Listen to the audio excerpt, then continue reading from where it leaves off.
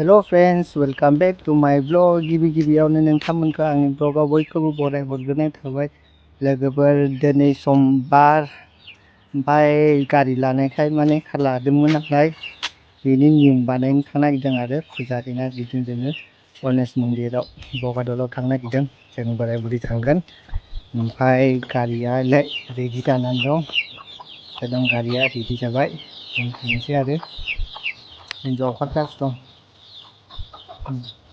थांसै फुजा होनो एसे नियम बानायनोसै लोगोफोर अन्नानै आंनि भिडिअखौ नायबाय थादो स्किप खालामा गारा लोगोफोर नै माबादि नुदों आंनि गारिनि कालारखौ लोगोफोर खिन्थाबानो जाबाय कमेन्ट्सआव लेटानो हर टाट खालामदो लोगोफोर बिदि आरो नियम बानायनोसै सिंनि ना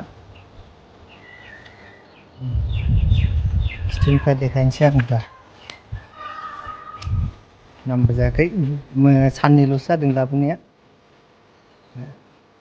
नुयो आरो खिथुनिफ्राय साइडआ बेलेग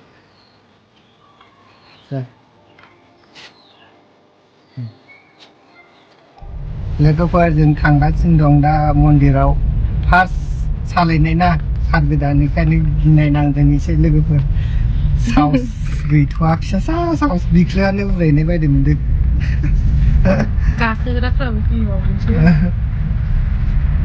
नोंनि सिगां बारा रोंदों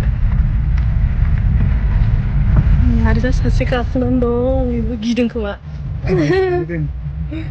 apa yang menampakkan ada kita menampakkan apa orang saya nama dan apa namanya aku punya jadi kaiba apa menangkai ini nama jenis sanan tiba tapi yang di dalam jalan punya tanah tiba dengan apa nak thakhai bisa persen apa लोगोफोर दायो जों फुजा होखांबाय थांनानै दा माने नियम बानायनोसै आरो गारिखौ फोथा थुनोसै बोरैबा लाना बिबार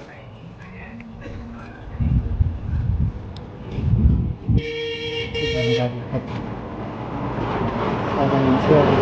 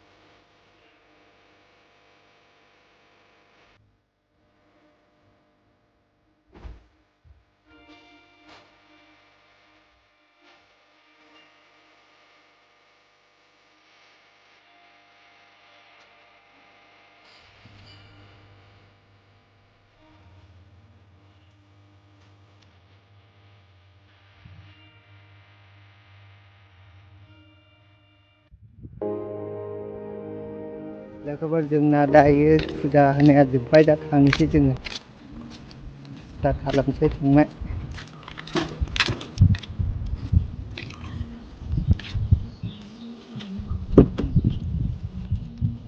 बो